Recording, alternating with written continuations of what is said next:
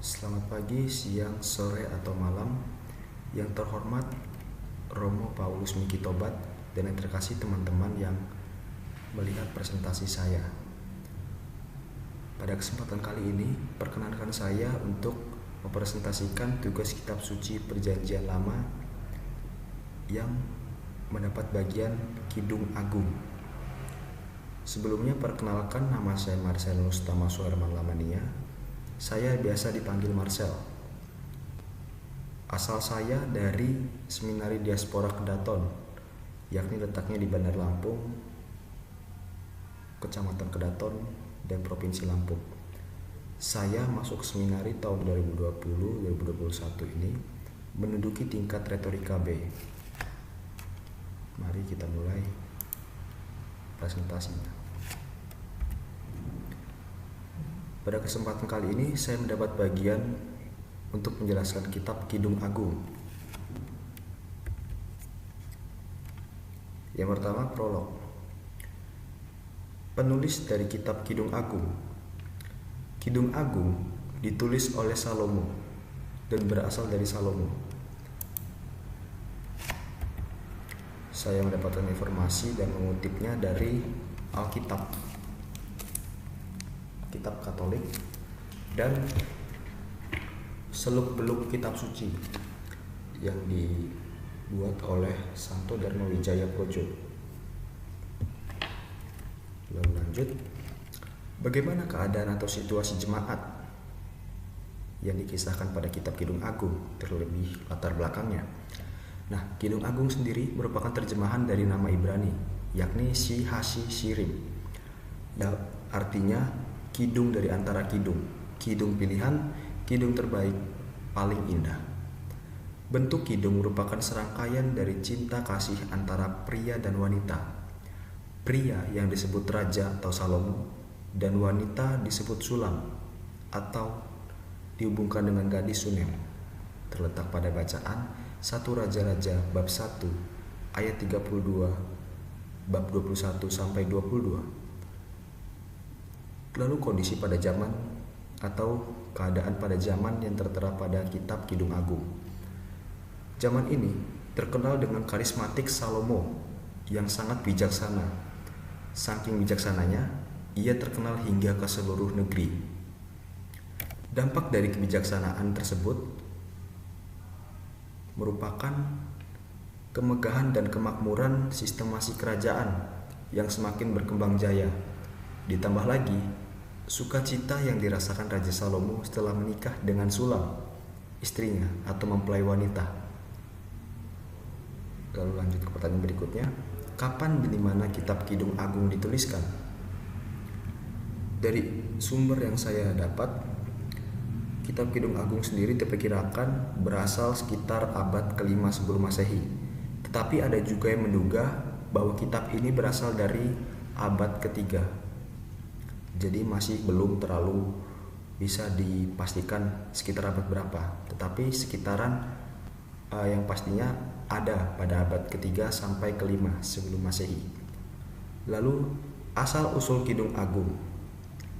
Diperkirakan bahwa kitab ini berasal dari lingkungan upacara pengantin, di mana pujian seperti itu masih lazim dilakukan di daerah Arab. Berarti kitab Kidung Agung ini berada di sekitaran daerah Arab. Nah, dan pujian tersebut masih ditemukan dan dilakukan, masih ditemukan pada akhir abad yang lalu. Lalu lanjut, tujuan penulisan dari kitab Kidung Agung dalam daftar kitab suci. Yang pertama, sebagai hubungan atau gambaran mistik hubungan manusia dengan Allah. Hal itu diungkapkan sendiri sebagaimana manusia menjalin cinta dengan sesama manusia. Manusia sendiri disimbolkan sebagai citra Allah dalam kitab suci Perjanjian Lama,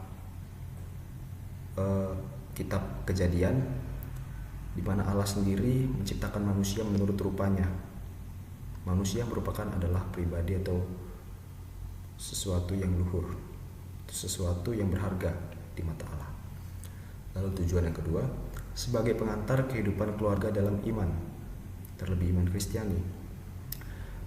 Yang dimaksud di sini adalah sebagai pengantar, berarti merupakan sebagai bimbingan atau sebagai renungan, refleksi, dan acuan untuk keluarga Katolik lebih memahami arti dari hubungan cinta, arti dari hubungan perkawinan yang sejati, dan bisa menerapkannya dalam keseharian dan tindakan dalam memperlakukan orang lain dengan dasar cinta. Lalu lanjut, isi kitab Kidung Agung sendiri yakni tidak didasarkan atas pikiran yang sistematis, melainkan oleh irama kidung sendiri. Seperti ini isinya, ada 8 bab. Yang pertama, mempelai perempuan dan putri-putri Yerusalem, terletak pada Kidung Agung bab 1 ayat 2 sampai 8. Secara garis besar merujuk pada rupa wanita yang hitam dari sudut pandang tertentu, namun tetap cantik, dan bagaimana mengembalakan kawanan domba teman-teman mempelai wanita.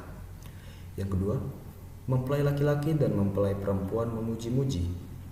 Itu terletak pada Kidung 1 ayat 9 sampai 17. Secara garis besar, cinta pada laki-laki dan perempuan yang bersifat sakral tidak hanya didasarkan oleh fisik dan rupa, melainkan nurani, ikatan batin, dan emosional. Yang ketiga, di pintu pertemuan, terletak pada bab 2 ayat 8 sampai 17. Secara garis besar mengisahkan tentang kebesaran perempuan yang berpegang pada nilai kehidupan yang baik dengan merajut masa depan bersama kekasihnya. Kesadaran akan pandangan masa depan membawa gadis ini pada kerinduan terhadap kekasihnya, sehingga ia harus berpijak pada landasan kuat di mana ia dibesarkan. Yang keempat dan berikutnya, impian mempelai wanita, terletak pada bab 3 ayat 1 sampai 5. Kesadaran status dan tahap ketertarikan dalam hubungan cinta di antara dua orang, di mana di satu sisi ada aturan dan tata krama, dan yang lainnya satu sisi lainnya tata krama dan aturan tersebut membantu menata kehidupan sosial menjadi baik dan bertahan hingga berabad-abad. Lalu selanjutnya, isi iringan-iringan mempelai, terletak pada bab 3 ayat 6 sampai 11, mengisahkan tentang tembang pernikahan Salomo. Tercantum pada ayat ke-11, putri-putri Sion, keluarlah dan tengoklah Raja Salomo dengan mahkota yang dikenakan kepadanya oleh ibunya pada hari pernikahannya, pada hari kesukaan hatinya. Selanjutnya isinya, mempelai laki-laki memuji mempelai perempuan, terletak pada bab 4 ayat 1 sampai 15, mengisahkan dalam hal hubungan cinta, seorang gadis layak dihormati sebagai gadis yang berkualitas, yang mampu menjaga dirinya dengan baik dan dipuja karena ia bersandar sepenuhnya pada kuasa Tuhan sekalipun banyak tantangan. Isi selanjutnya, pertemuan dan sapaan kedua pengantin, terletak pada bab 4 ayat 16 sampai bab 5 ayat 1, di mana secara garis besar berisi tentang pertemuan dan sapaan yang menunjukkan arti bahwa dalam perkembangan masyarakat yang semakin modern, sikap individualisme atau sikap individual semakin kuat sehingga membuat kesadaran cinta pada manusia semakin menyusut. Lanjut, kerinduan mempelai perempuan, terletak pada bab 5 ayat 2 sampai 8. Secara garis besar, rindu disimbolkan sebagai rasa kehilangan yang mempelai perempuan rasakan terhadap mempelai laki-laki. Kerinduan tersebut ternyata membawa pada pertemuan kembali terhadap kekasihnya. Selanjutnya, mempelai perempuan memuji mempelai laki-laki di hadapan putri-putri Yerusalem, terletak pada bab 5 ayat 9 sampai bab 6 ayat 3, di mana secara garis besar menunjukkan dan memperjelas identitasnya sebagai istri dari mempelai laki-laki.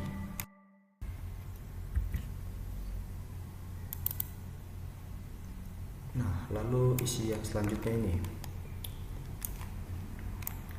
Mempelai laki-laki memuji mempelai perempuan terletak pada bab 6 ayat 4 sampai bab 7 ayat 5.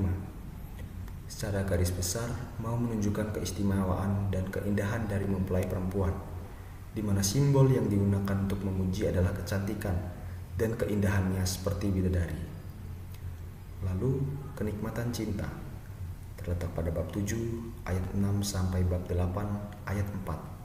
Mau menunjukkan semangat dan gairah dari cinta yang disimbolkan oleh keelokan tubuh dan memunculkan rasa intimasi yang begitu dalam dan melampaui kata-kata. Selanjutnya, cinta kuat seperti maut terletak pada bab 8 ayat 5 sampai 7.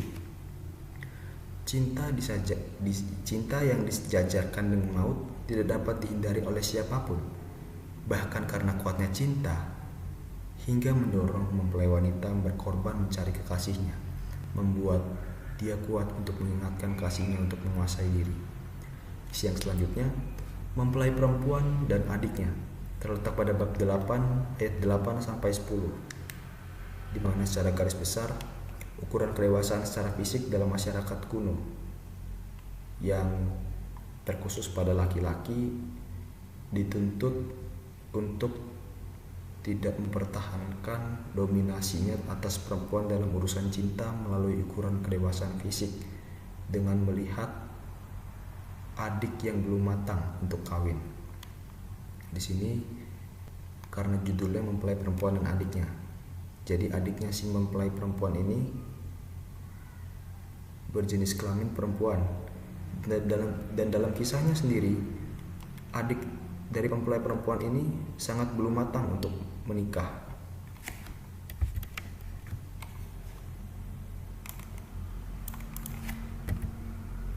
Nah, lalu isi yang selanjutnya, lebih bahagia daripada Salomo, terletak pada bab 8 ayat 11 sampai 12. Dalam isi yang ini menceritakan secara garis besar bahagia cinta Salomo dalam menjalin hubungan hingga memberikan kebun anggur miliknya kepada para penjaga. Nah, dalam isi yang ini dapat kita simpulkan atau dapat kita renungkan bahwa cinta membuat orang bahagia, terlebih-lebih pada Salomo, oleh Salomo. Selanjutnya, kedua mempelai bersaut-sautan terletak pada bab 8 ayat 13 sampai 14, di mana secara garis besar kebahagiaan cinta setelah menikah yang dilakukan oleh Salomo dan Sulam. Lalu saya lanjut pada presentasi yang berikutnya, di mana di sini ada epilog, kesimpulan dan kesan. Dari beberapa tulisan yang saya baca pada kitab Kidung Agung, saya mendapat kesimpulan bahwa secara keseluruhan kitab Kidung Agung ini menceritakan tentang keluhuran cinta, di mana perwujudan keluhuran cinta ditandai dengan kesetiaan Salomo dan Sulam saat sebelum hingga sesudah menikah. Kisah dan pujian yang ada menandakan bahwa masing-masing mempelai mempunyai kesadaran cinta yang mendorong dan mempertemukan dalam sebuah perkawinan yang luhur. Bahkan, cerita dalam Kidung Agung sendiri mau menunjukkan kepada pembaca dan kepada kita bahwa ada kekuatan yang nampak ketika menjalin hubungan cinta, yakni kekuatan hidup. Kekuatan yang menjadi bagian tak terpisahkan dari hidup manusia, sehingga siapapun tak dapat menghindarinya. Lebih daripada itu, kekuatan yang demikian mendorong manusia agar berusaha hidup mewujudkan kehadirannya secara nyata, layak, dan bebas dari ikatan-ikatan. Oleh karena itu, melalui cinta, manusia dapat mengekspresikan ungkapan pribadi secara nyata, berkaitan perasaan, pergumulan, dan pengalaman hidup. Nah, lalu epilog yang selanjutnya, kesan yang saya dapat atau first impression yang saya dapatkan, di mana kisah kitab Kidung Agung ini yang diperankan oleh Salomo dan Sulam mau menunjukkan kesetiaan dalam menjalin hubungan cinta. Dari awal bertemunya mereka hingga mereka menjadi pasangan suami istri yang diikatkan dalam suatu pernikahan atau perkawinan pada zaman kuno tersebut. Ya mungkin itu menurut saya beberapa slide-slide dan presentasi yang saya tampilkan. Mohon maaf bila ada kesalahan dalam penggunaan kalimat, kata-kata, tata bahasa, dan isi terutama. Sekali lagi saya mohon maaf atas kesalahan yang ada. Terima kasih dan salam jumpa untuk kita semua yang melihat presentasi ini. Amin.